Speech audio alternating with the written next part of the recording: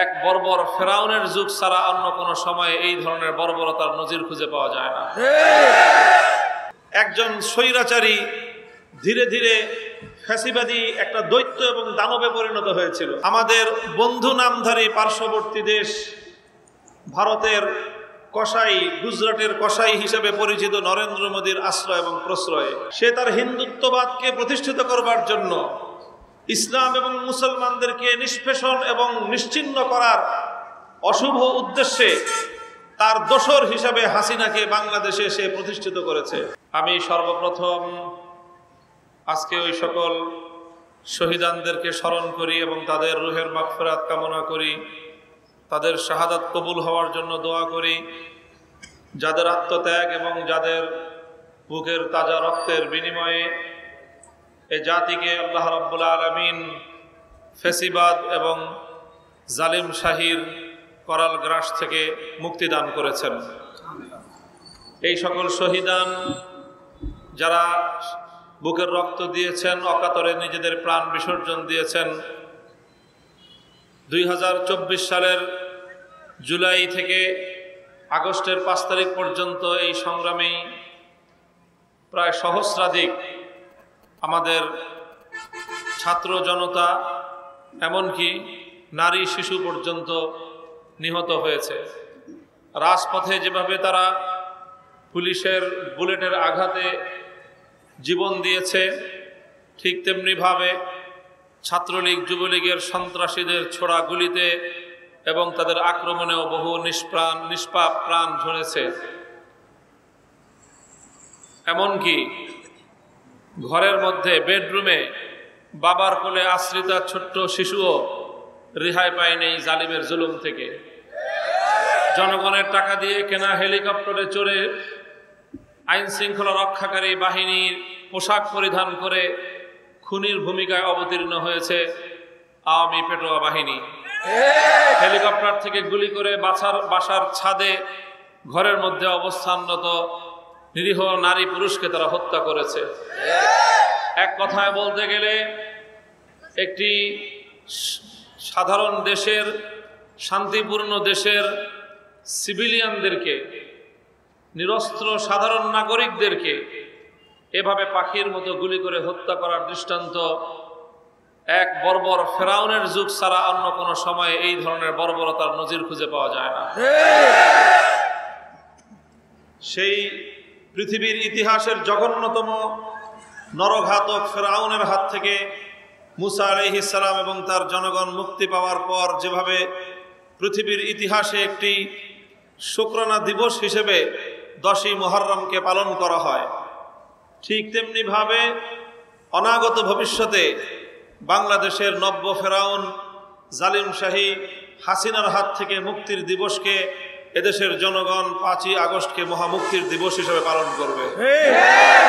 আর এই কারণে আগস্ট মাস হবে আগামী দিন থেকে বাংলাদেশের আনন্দ ঘন মাস। ডিসেম্বরের পর আগস্ট হবে বিজয়ের মাস। এই আগস্টের বিজয়ের মধ্য দিয়ে এই নতুন বাংলাদেশের যাত্রা শুরু হয়েছে। প্রিয় এলাকাবাসী, এই বিজয়কে আমাদের ধরে রাখতে হবে, মনে রাখতে হবে। স্বাধীনতা অর্জন করা যত কঠিন, স্বাধীনতা রক্ষা করা তার চেয়ে বেশি কঠিন। আমাদের দেশে আওয়ামী এই ফ্যাসিবাদ এমনিতেই গড়ে ওঠেনি। একটি সাধারণ ছোট্টখাটো ছোট পর্যায়ের ছোট মাপের একজন স্বৈরাচারী ধীরে ধীরে ফ্যাসিবাদী একটা দৈত্য এবং দানবে পরিণত হয়েছিল। কিভাবে হয়েছিল?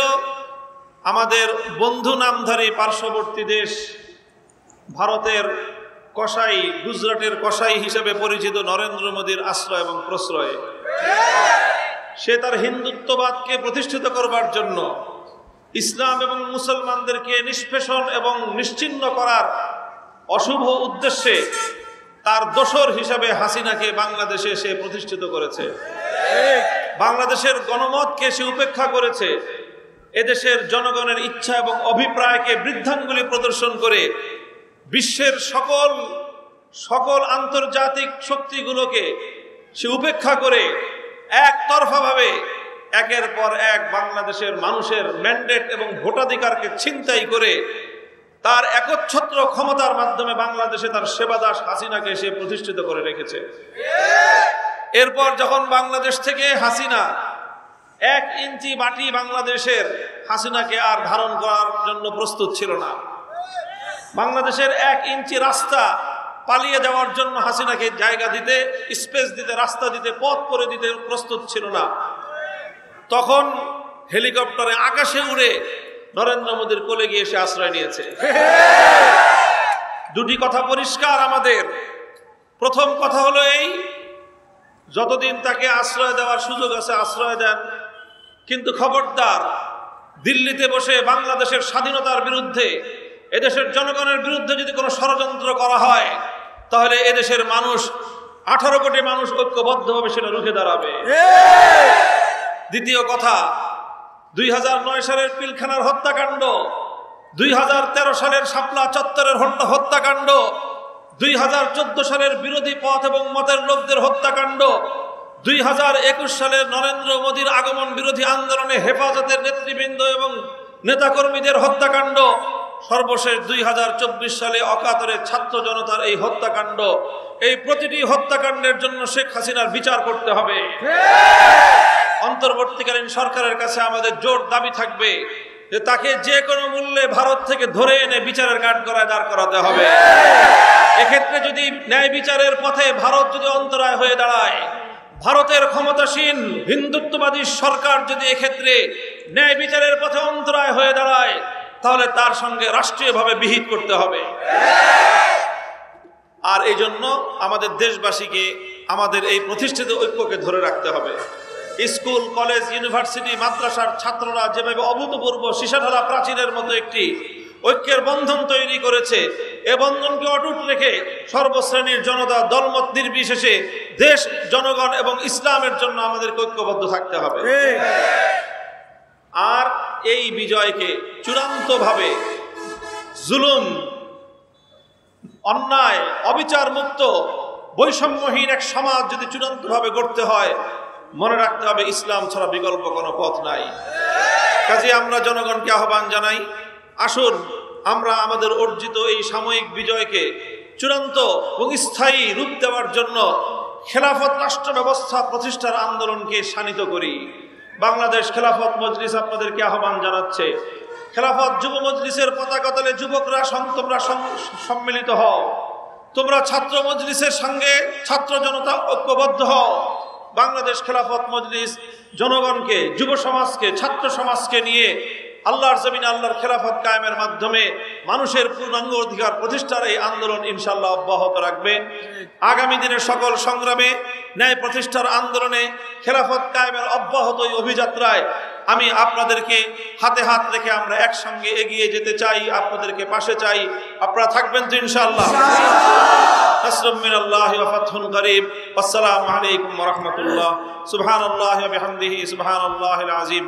اللهم صل على محمد النبي الأمي وعلى آله وسلم تسليما. يا حي يا قيوم برحمتك نستغيث أصلح لنا شأننا كله ولا تكلنا إلى أنفسنا طرفة عين. سبحان ربك رب العزة عما يصفون وسلام على المرسلين والحمد لله رب العالمين.